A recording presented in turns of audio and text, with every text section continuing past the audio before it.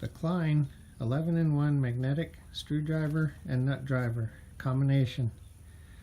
So you can also get this in a non-magnetic version. 32500 MAG, and I've got it apart, so we'll put it back together. So we have the handle, 11-in-1 magnetic. This just holds everything, so there's no tool here but the handle. Then you have the main shaft, which you see it's reduced here. So we have one of the hexes here, one of the hexes here. We have hex here,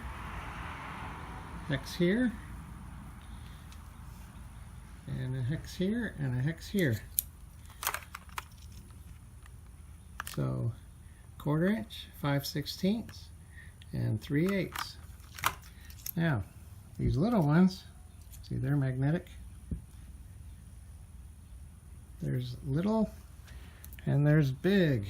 So the little ones have a flat, small flat, and a #1 Phillips. And then here we have 2 T bits, and the 2 T's are a T10 and a T15. You've got a little ball indent. Just stick it in there. And then this would go into the smaller one. And there's a ring, or a spot for the ring to slip into.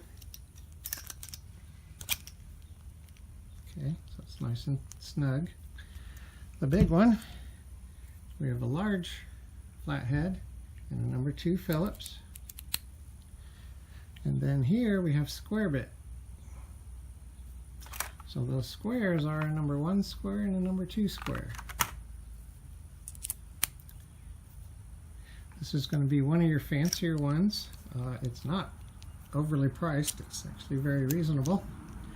And then for here, you put it in the handle, you would push it and lock it in, switch to the other side, and then if you needed the hex, just pull that out, use the hex. Klein 11-in-1 screwdriver.